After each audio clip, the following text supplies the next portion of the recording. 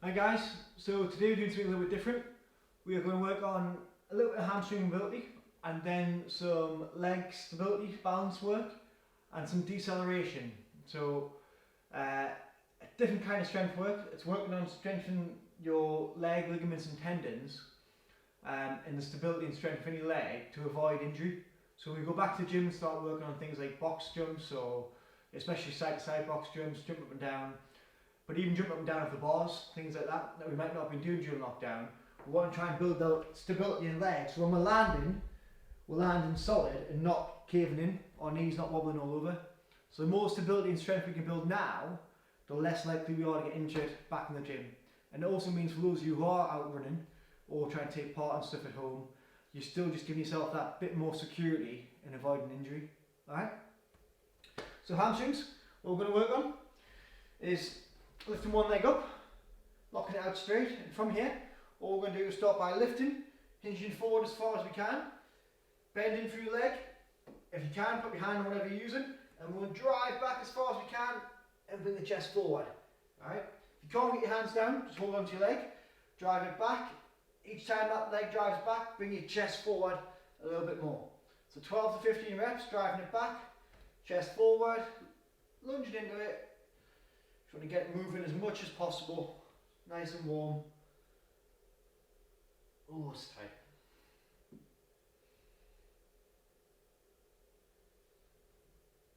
Dead simple, nothing too intense, right? So it's working through that range as much as you can. If you can't get your leg locked out fully straight, don't worry about it. Still try and work through that range and just build over time, trying to get it straight.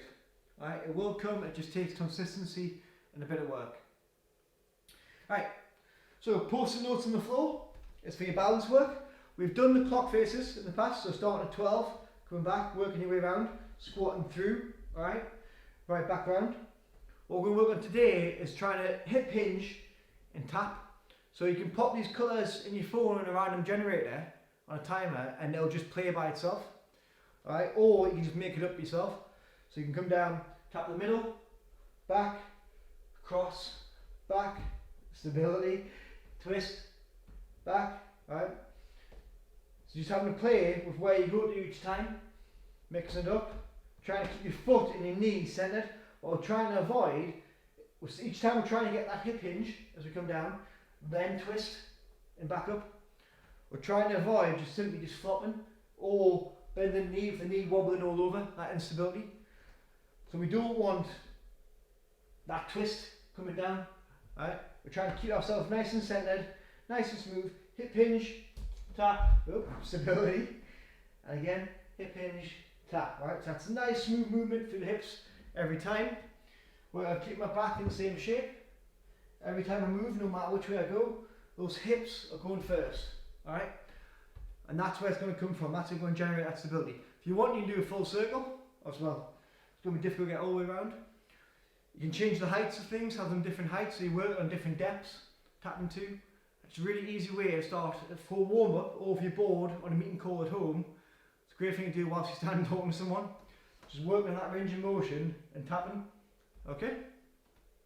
Last one is a depth drop. Right? So it is relatively simple, but getting it right is important. I've got enough room here. So from there, you can do this from the stairs in your house, or garden, curb, whatever you want. You're going to start up on top of something, bend through your knees and simply just step off and try and land stably with control. What we don't want to do is as we land, have ourselves caving in or shooting forward and knees coming off the floor. It's about landing in that nice loaded position, ready to then spring again, right? So again, doesn't matter which foot you step off with, you can change each time. Just step, drop, land, nice and smooth, alright? Imagine you're a ninja and you've got to land silently as possible. From there, we can progress it to 1 foot at a time. So stepping off and just try and land on 1 foot, nice and stable. If you're worried about any injuries or injuring yourself because you know you haven't quite got the capability, just start on 1 foot or a really small platform. It does get quite weird when you change feet and go to your weaker side. Say way too loud, land on the balls of my feet. So it does need a bit of work. The quieter you land, the better. You don't need too many of these. We're just trying to get used to that shock absorption, alright? So when we're doing burpee box jumps or box jumps, when we land, it's not stiff leg. We're not landing with our legs locked. We've got a nice spring ready to reload, okay? So explosive power isn't always about going from the floor up. It's also about coming back down and that timed contact on the floor, that recoil, alright? Better we can get absorbing, the better we can protect our knees, the easier it's going to be and the longer we're going to be able to do it for. Alright? So have a go guys, I hope you enjoy. Any questions, please let me know. Alright?